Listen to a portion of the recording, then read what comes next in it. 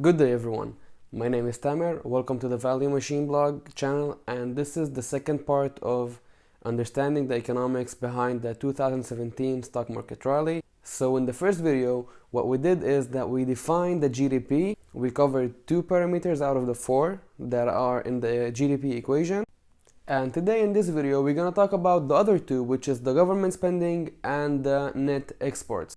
So first, let's define them. So before talking about the government spending, allow me to introduce to you also how the government makes money and how the revenue comes in. So basically, the government makes money by collecting taxes. And as we said back in the first video, that the government actually cut taxes for businesses in 2017, which is hurting the income for the government in the short term. But in the longer term, companies should be adding more jobs because they have more money available for them by the tax cuts, and if they add more jobs, there are more taxes to be collected. So that's how the government makes money.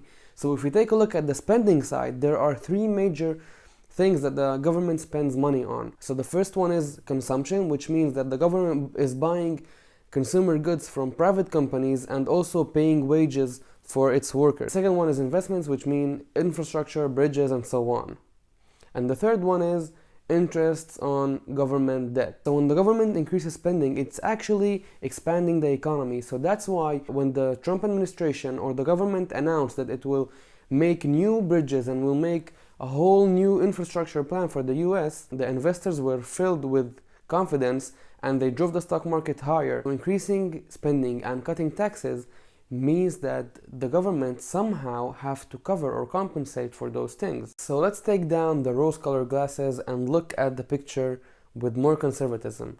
Increasing the spending and cutting taxes means that somehow this action needs to be financed from other source. So the US needs to issue more bonds, and by increasing government spending, the US must incur more debt, which might slow the economy if the debt is too high and there are no buyers on the other side to finance the debt. And now let's talk about net exports, which is the fourth parameter in the equation.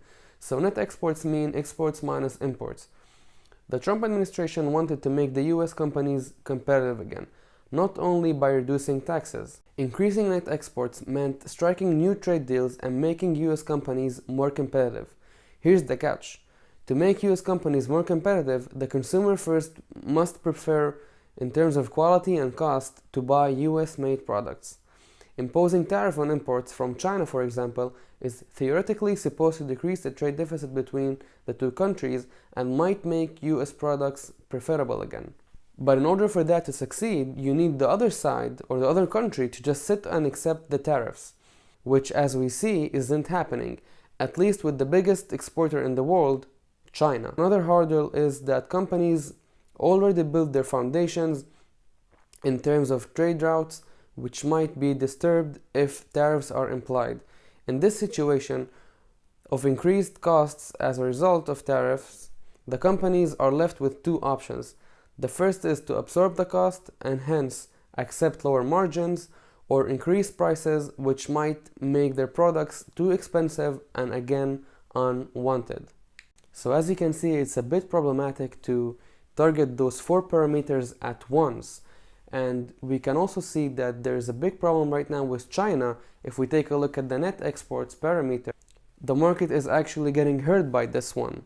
So this is it for today. I hope you liked this video and I hope you understood what was behind the 2017 stock market rally and how the GDP actually works. And don't forget to subscribe, comment, or like the video. And thank you for watching and have a great day.